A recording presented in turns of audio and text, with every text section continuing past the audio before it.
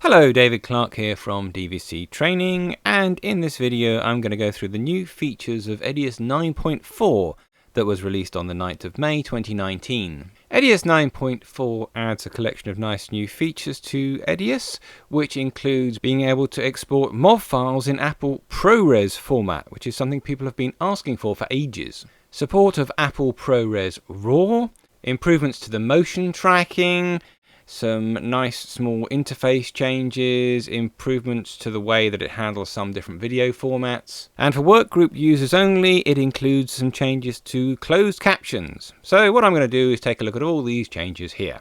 One thing that was scheduled to be included in this version was the ability to sync up multi-camera angles based on the sound recorded. Now, that hasn't made it into this version, should be in the next one. But there is a new dialog box for making a multi-camera sequence, so I'll cover that as well. So probably the biggest new ability for me is the ability to make Apple ProRes MOV files. So let's just grab a couple of clips and quickly pop them onto the timeline. I'm going to bring up the print to file dialog box, go down here to where it says QuickTime, and here you can see I've got a new setting that says Apple ProRes. You should get this whether you have QuickTime installed or not. Now this is a biggie because you haven't traditionally been able to export ProRes on a PC.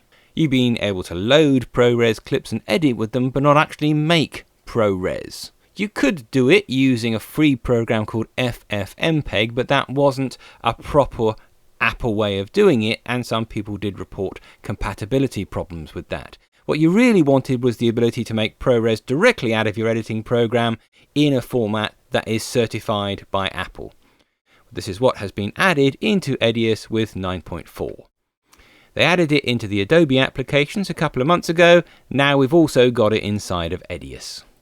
So far, those are the only two major applications on a PC that can do this. We don't know if it's going to be added to any others. And the reason that it's important is that quite a lot of broadcasters insist on ProRes as a way of having footage delivered to them.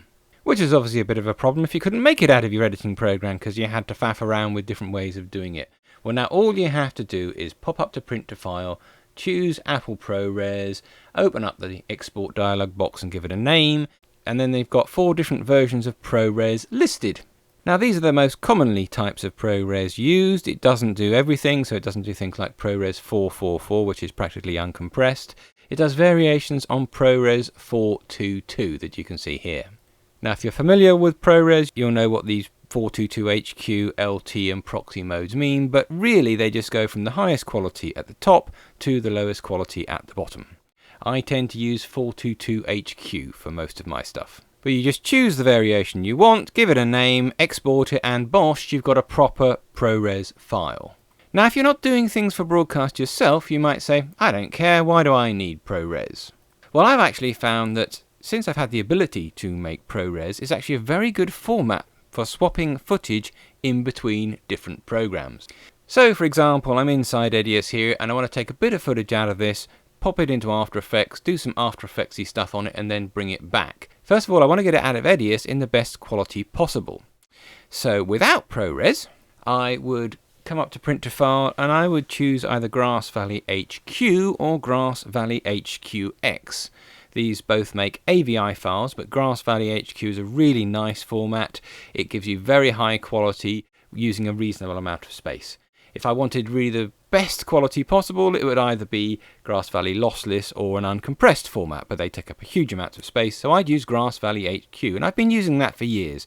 Make an AVI file, pop it into After Effects, do some stuff on it, and then export it out of After Effects. And the only problems I've had with that is that sometimes programs don't just read Grass Valley HQ properly. With Adobe, it's been variable. Sometimes it's come in fine, sometimes it's come in and it's seen the field options incorrectly, or it doesn't come in at all. And of course Adobe don't care, because it's not their format, so they don't really care whether it works properly.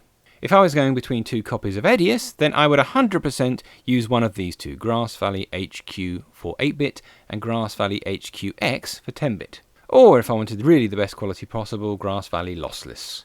Now when I'm going between different programs, I've a lot more been using Apple ProRes, and it's particularly to do with things like field orders. A lot of the time I'll make an interlaced clip from the timeline, it'll go into another program, and the other program will see it progressive or see the fields the wrong way round, and I'll have to fix it in that. Sometimes I'll actually make a progressive clip, and another program will actually see that as an interlaced clip, and I have to change it until it's a progressive clip. So I've had stupid little problems like that in other programs reading AVI files. Well, the good thing about Apple ProRes is it's a standard format. Lots of people use it, so everybody makes sure that their editing programs can read it properly.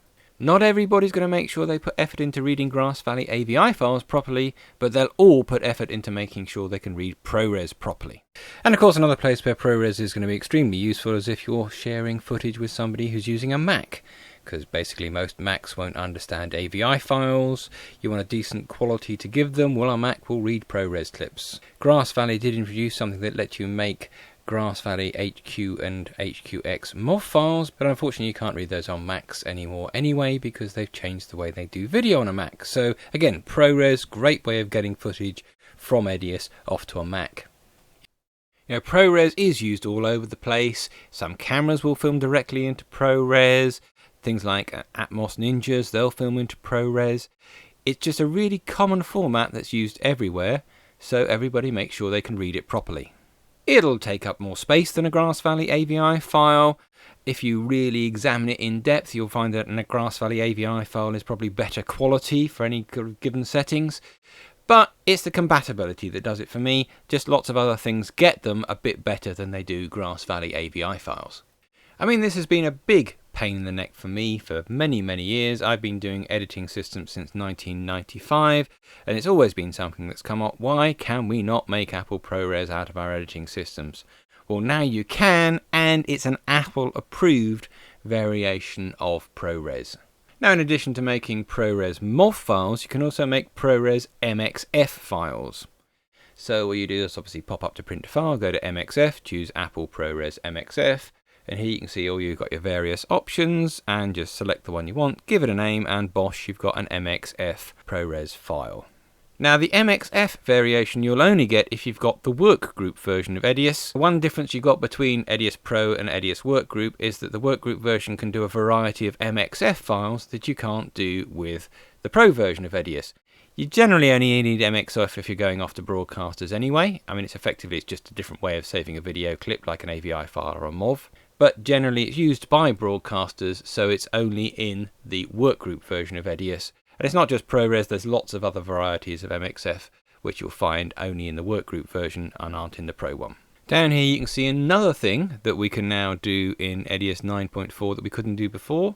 And this is an MXF file which is in DNxHR. DNxHR is the Avid format, which is a very nice format. Prior to 9.4 we could make DNxHD, and DNxHD does up to HD resolutions, but we couldn't make DNxHR, which does higher than HD and 4K resolutions.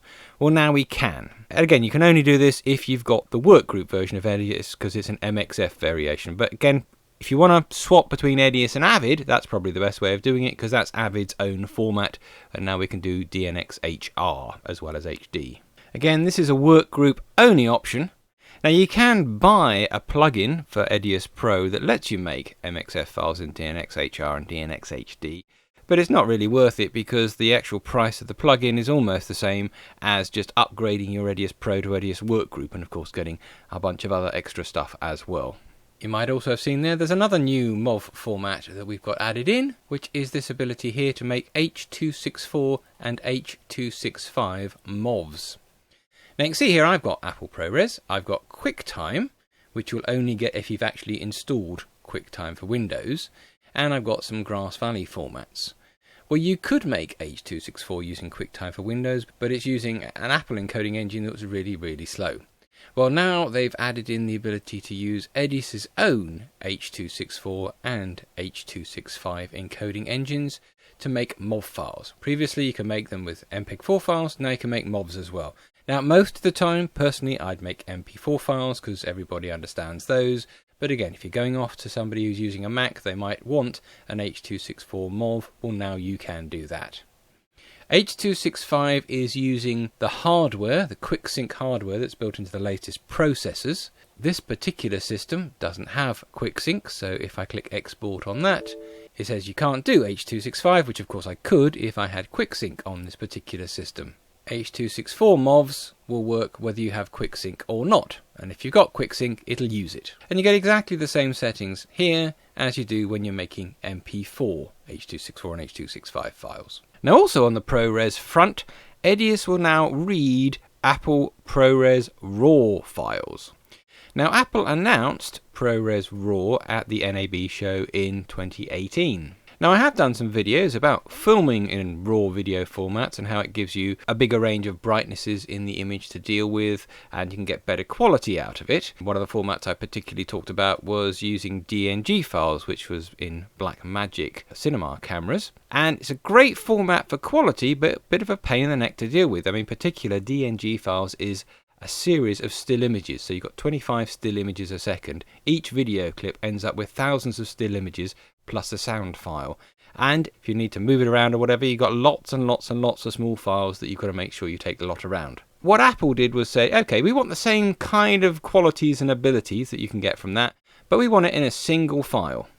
So they brought out Apple ProRes RAW, which actually can do that. It'll do the same kind of quality but in a single MOV file, just making it a lot easier to deal with. Since Apple announced this, Blackmagic have also announced their own Blackmagic RAW format, which does a similar kind of thing. Now Blackmagic RAW isn't supported in EDIUS yet. To be honest, it isn't supported in anything apart from Blackmagic's own program yet, and Grass Valley have said they're looking at it, we just don't know when they might support it. ProRes RAW obviously been out longer, we're expecting that to be supported by lots of programs. Again, at the moment it isn't. I use PCs, so I haven't used Final Cut Pro X, so I assume Final Cut Pro X supports it, but basically nothing else does. Avid, Premiere, Resolve, they don't support it. The first NLE to actually support Apple ProRes is EDIUS, and that's what it's doing in version 9.4. Yeah, if you go onto the Adobe forums, one of their top requests is to be able to read ProRes 4, but they can't at the moment. Well, now we can in EDIUS. So here on the timeline I've got a couple of files, a couple of test files that I downloaded off the internet because I actually don't have anything to film into ProRes MOV myself at the moment. And if you're interested in trying these out, I'll put a link in the description underneath the video so that you can go and try these yourself if you want to. So what I've got here is a couple of clips which are filmed in ProRes 4. They're actually filmed in an HDR color space. It says here HLG or hybrid log gamma. You can see the first one here I've got is about sort of 2000 pixels across. The second one here is about 4000 pixels across. So it makes big files. As you can see, this movie here is about 10 seconds. It's coming in about 1.5 gigabytes. And all I had to do to use them was just open them up like any other clip and put them on the timeline. So if I play this clip here, you can see it's a little bit stuttery, it's struggling to play it back. Let's have a look at the properties, and this one is a 4000 pixel across clip, which is on an HD 25p timeline using Lanczos scaling, so it is struggling a little bit to play it back. I mean, these clips are hard work. They're not very compressed, they've got an awful lot of data in them, so they do take a lot of effort to play them back. Now to do that, EDIUS can use your graphics card to help play them back. It does specify in the documents that you need a particular version of OpenCL to be able to play these back, although that's on all these sort of fairly recent graphics cards I've tried it's worked so far. If I pop into the system settings and then importer and exporter, you can see I've got a new one here, Apple ProRes RAW. And here you can see I've got the option of using my graphics card to help the playback. You can see I've got three options here. Because I've got a processor that's got quick-sync in it, I've got the quick-sync part of my graphics card, I've got the part of the processor that's got OpenCL in it, and I've got my NVIDIA graphics card, which is this 6GB 1060. Now of these, the NVIDIA card is the best, so that's the one that I want ticked. Don't tick all three. I've been told that if you tick all three, then what happens is it works at the power of the lowest one. So tick your best graphics card and then use that to help play back your ProRes RAW files. We've got the same kind of thing on other formats, so for example here on Sony RAW you can see I've got the same options there. And there's more and more things coming into EDIUS that'll use the graphics card. In terms of effects, it's mainly the primary color corrector and the GPU transitions. The better the graphics card, the better playback you're going to get. So with my 1060 set, I can come in here, start playing this clip back, and you'll notice it's playing this clip back properly. Let's move to the 4K size clip, and yep, well, it's playing it back, but only just about. I probably need a better graphics card than my 1060 to play that back properly. I believe I heard somewhere that to play back a clip like this properly, I would need something like a 1080 inside the system to play it back perfectly. Of course, I can always make a proxy mode out of it, or use my quality drop down if I've got EDIUS Workgroup. Lots of other ways of getting around it, but to play it back properly natively, I just need a better graphics card. Now, as I mentioned, all these clips are HDR, saved out in hybrid log gamma format. Being HDR, they've got a bigger range of brightnesses in them, so there's a lot more that you can fiddle with when it comes to grading. If I just check my project settings here, you can see I'm on an HD timeline, which is in an HD color space, BT709. Now, to get these to convert nicely from HDR to BT709, I'm going to drop a primary color corrector on them. And you'll notice as soon as I do that, it does change the look of the clip a bit, because the primary color corrector will try to automatically convert the HDR clip to look good on an HD TV. Now, if I open up the primary color corrector, you'll notice I've got some new things in here as well. And that is the HD SDR gain and tone mapping. And these are designed to help the conversion from one color space to another. So at the top, we have the source, which is automatically set to BT2020, what was in the clip properties, and the destination, which is the HD color space. Now that's the thing that's saying, right, time to convert it, because these two don't match. Two new options are give you ways of manipulating the way it changes it, rather than just doing a straight conversion and chopping out all the extra bright stuff. So let me just turn off these new options here, disable both of them, and now you can see this is what this clip would have looked like without those two new options. So I've started with an HDR clip that's got a lot of extra stuff in the bright areas and a lot of extra stuff in the black areas, and effectively it's kind of just chopped them out. So everything over the BT709 color space has just been whited out. Now, before these two new options, I'd have to start coming in and adjusting the gain and the lift and the gamma on each individual clip to make them look good on an HD color space. But now I've got these two new options, I've got something that'll try and automatically adjust it so it looks good. The gain is kind of just turning down the overall brightness on the clip. So you can see as I change that, I'm getting a difference to the overall look. I do have a series of preset settings inside of here, but if I don't like one of those, I can actually type something in, anything up to 20 dB, and it'll change the gain to whatever that number is. So you're not just stuck with these presets. And it's set as a default to 6.15, but you can change the default if you want to as well. What the tone mapping does is it changes how it clips the colors. If you've got an HDR clip and it's got a bigger range of bright areas and a bigger range of dark areas than an HD clip, some of that's got to go. So what happens? Does it just chuck it all away and make everything over a certain level white, or does it subtly change it all so that you get a better graduation of brights? And that's what the soft clipping does. The best thing sort of pointing out what the difference is here is to look at this bright area of flowers in the middle of the person here. And if I disable it, you can see that just becomes a massive white blob. And if I enable soft clipping, you've got a highlighted area, but there's a bigger graduation. It doesn't become a great big white blob, it becomes variations of greys. So it's changing the way that it deals with those areas of brightness which are over the top of what 709 can cope with. Personally, everything I've tested out on this, soft clipping looks better, so I'm leaving it on that. Now you can do this per clip with the primary color corrector on there, or you can change it for the entire project in, strangely, the project settings. So if I open up the project settings, go to adjust it, you can see I've now got new settings in here to set the default amount of gain and whether the soft clipping is on or not. Now obviously these settings are going to vary whether you're going from HDR to HD or HD to HDR. So there isn't a set setting that you'll use for everything. You're going to have to put the clips on the timeline, fiddle around with the settings. I would set a global setting for everything, which makes most of the clips look okay, and then if some need changing, go through with the primary color corrector and change them individually.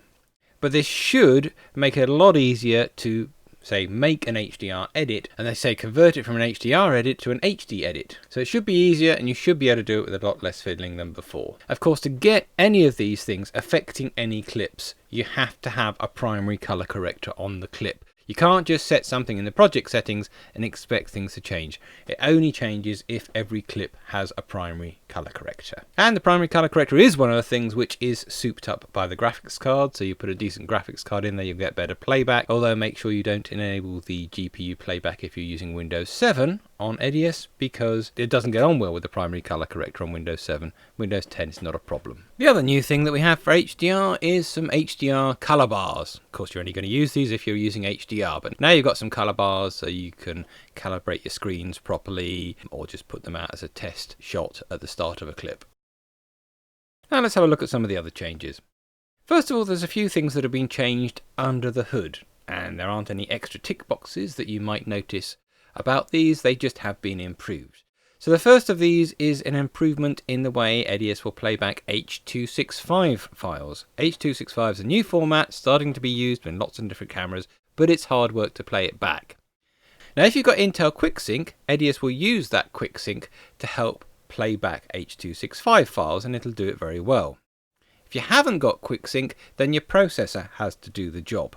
Well, what has been improved is the way processors without QuickSync will play back H.265 files. Basically, they'll do it better. So suppose you're using a Xeon system or a 2011-pin system. Well, now that system will play back H.265 better than it did in EDIUS 9.3. And there's nothing to actually tick to make it do that, it just improved. They've also improved the motion tracking in the mask filter. Again, this is not something you'll see any extra options for. Everything works exactly the same as before, it just does it better. So if I put a mask filter on here and open it up, and I'm just going to track a little box around this chip at the end of this circuit board. So put it onto the clip, and there you can see the way I've done it is exactly the same as before, but I should have got a better result. Under the hood, they've improved things like the corner pinning tracking and the way it scales it, so it basically tracks things better than it used to. Let me put an effect on there so it's pretty obvious what's been tracked, and here you can see the tracking done by this in EDIUS 9.4, and here you can see what it looks like when I did it in 9.3. And obviously it's still not perfect because motion tracking never is, it's just got better than it used to be. Another change that I mentioned is there's a new dialog for creating a multi-camera sequence. Now previously we would have to create a sequence, put some clips on the timeline and then sync them up. You could sync them from the bin, but it wasn't immediately obvious how to do that. Now all I have to do is select a bunch of clips inside the bin and right click on them, and then there is this new option, create multi-camera sequence. You can see here now it's got the option to take all those clips and sync them up based on the time code, the date and time of recording, a particular clip marker, the in point or the out point. And then I've got options here on what the sequence is going to be called and what kind of audio it's going to do, whether it's mono or stereo. Just click OK and immediately it's created the sequence for me and it's popped me into multi-camera mode.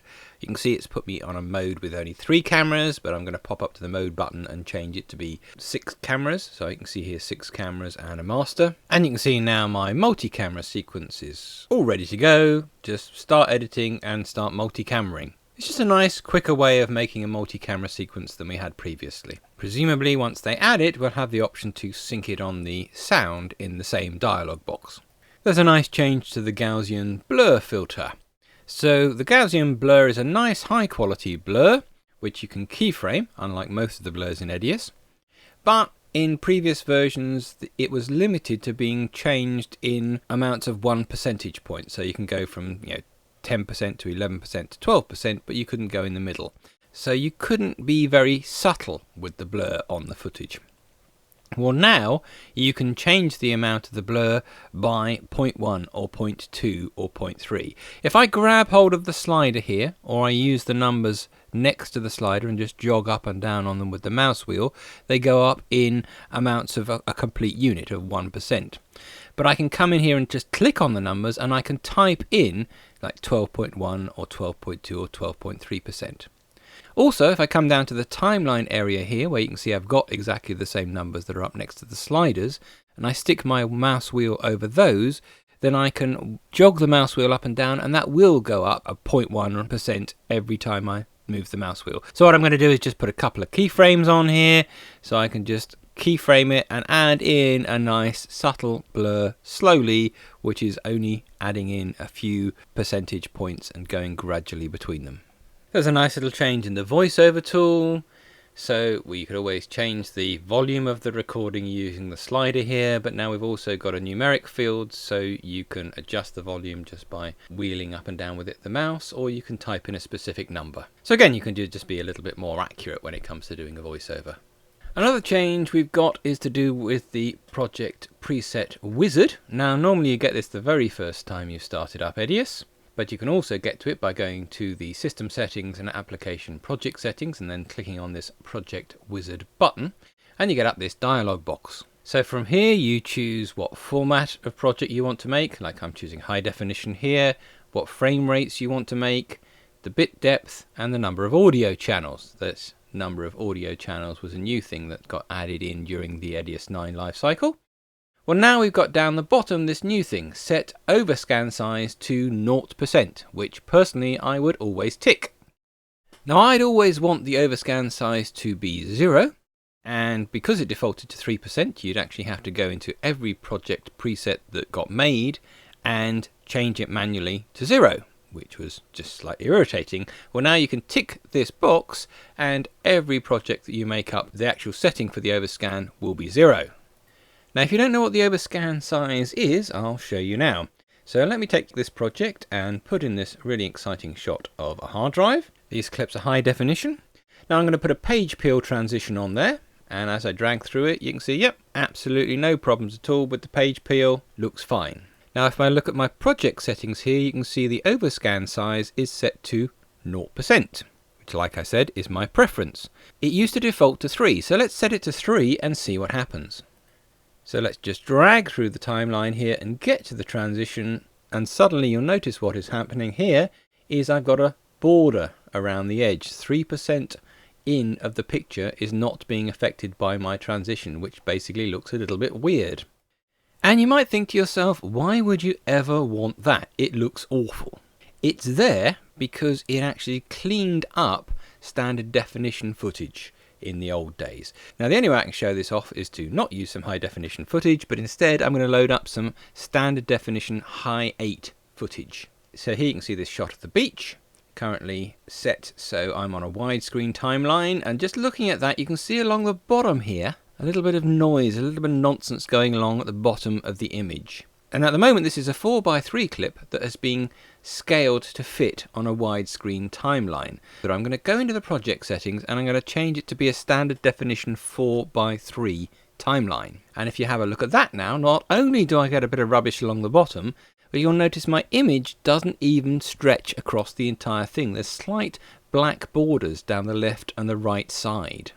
That's just how this kind of standard definition was filmed. Same with DV and VHS. There was always some extra rubbish at the bottom and the sides that you didn't see. Now you wouldn't see it because on an old-fashioned tube CRT TV, you wouldn't see the edges of the image. Let me just pop up the safe areas. And you can see here, looking at this, everything outside that outer white line is what you wouldn't see on a CRT television. When we moved off to flat screens, they would still overscan the image, so they still chop off the edge of the image. So you'd never see those black bars down the side and the rubbish at the bottom. Of course, these days, when a lot of stuff is played on computers and phones and YouTube, you see everything. So suddenly you start to see all this rubbish around the edge. And of course, modern formats don't do that. Modern formats fill the entire image. This is just a thing that happened with standard definition formats. Now, I'd never normally see those bits of rubbish on my CRT television, but if I did put something like a page peel on there, you'll notice that as the image peels across the screen, you do see that black line down the side. So I'm seeing the rubbish because I'm moving the bit that we don't normally see into the field of view. And that's what the overscan fixed. So there we are, I've got a nice clean transition with no rubbish around the edge. I wouldn't see the bit in the overscan area anyway, so I wouldn't notice what's being left behind, and I get a really nice clean transition. So we needed it. If you're still editing standard definition with some of these formats, you might still need it, which is why it's still there. But the default these days is really to go for nothing, and then change it if you need it. So it's nice that in the project preset wizard, they've now put in the option to make sure everything comes in at nothing rather than 3%. And that's what I would generally recommend you all do. Make sure your overscan size is set to 0, unless you happen to be editing really old footage and putting page wipes on them. Now again, it's just a small little change, but you can imagine if you're a person that sets up quite a lot of EDIUS systems like me, then you just say, oh, thank you EDIUS engineers for putting in that small little thing. That's going to save me so much time when I'm setting up systems, because I won't have to go into each project setting and change the overscan to be 0. There's a change on closed captions as well with EDIUS 9.4. Now, closed captions can only be done with EDIUS workgroups, so this will only interest EDIUS workgroup owners and people who use closed captions. Closed captions is a way of doing subtitles, which is very popular in the US and places like that, not so popular in the UK. They're not the kind of subtitles you put onto a DVD either. But, you know, what with Netflix and things like that, more and more people are doing closed captions. Well, closed captions can be done in EDIUS Workgroup. Now, in the earlier versions of EDIUS, they added in the ability to see closed captions if they're actually embedded into the file that you're importing. So as long as they were embedded, then you could bring them in, see your closed captions, set the settings up, choose what type of closed captions they are, and see them on screen. But it had to be embedded in the file. With EDIUS 9.4, we've now got the option to use closed captions which are saved in a separate file. You still haven't got the ability to make them or change them inside of EDIUS. You'd have to make your closed captions somewhere else. But if you've got a separate file for closed captions, then you can bring that in automatically with a clip when you import it.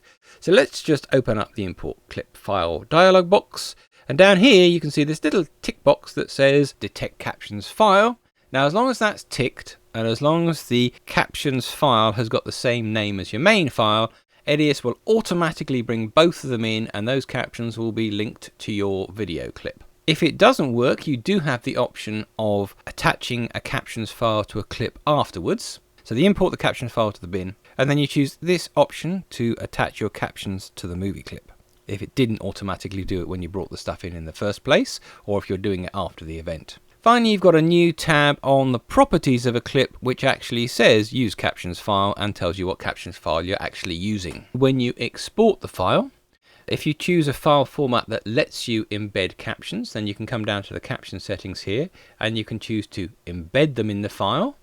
And obviously you can choose as well to burn them into the video or make a sidecar file. If you choose a file format that won't let you embed captions, then you can still create the sidecar file and you can still burn them into the video. So say you're not typing the captions inside of EDIUS, but if you've got them, you can bring them in, you can match them up with the clips, and you can make sure they go out with the clips at the end of it. On the sidecar file, you can see you've got two options here, two different formats of closed captions that you can use to export them. And again, these are closed caption files. They're not the sort of files you'd use for DVD authoring or the sort of files that you might use for uploading to YouTube. They're specifically for closed captions. So they keep adding more and more things to the closed captions. Maybe in a future version we'll be able to actually create them inside of EDIUS and edit them inside of EDIUS. The other new feature that we've got, which is workgroup only, is to do with the monitor control. Again, you won't get this if you're an EDIUS Pro. But this monitor control is a way of you setting how a computer monitor is going to display the picture. It only works with certain monitors, and the monitor is generally connected to the computer not only by a monitor cable, but by, say, a USB cable.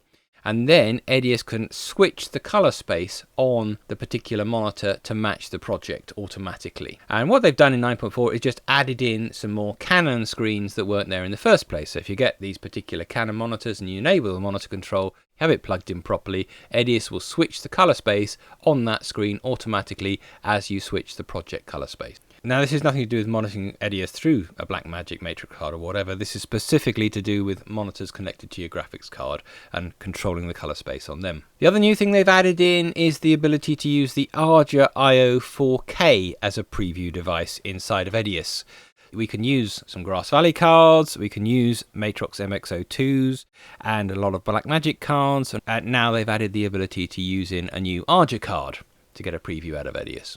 Obviously, there's also a bunch of bug fixes in 9.4 as well. I still find EDIUS to be the most reliable and least buggy program that I use, but there's problems in everything somewhere. If If you want a list of all the bugs that have been fixed, there's a link in the description below to a post on the Grass Valley forums, which actually has a list of bugs attached to it. Anyway, I hope you found this video useful. If you want to order EDIUS or EDIUS upgrades, then you can do so through my website, www.dvctraining.co.uk. If you want any more information on EDIUS or my EDIUS tutorial, then visit my website or contact me, david@dvctraining.co.uk. Don't forget to subscribe to this channel for more videos as they're released. If you've got any ideas for things you'd like me to cover in a video, just send me an email and I'll hopefully be able to cover that in a future video. Anyway, have fun editing and I'll see you next time.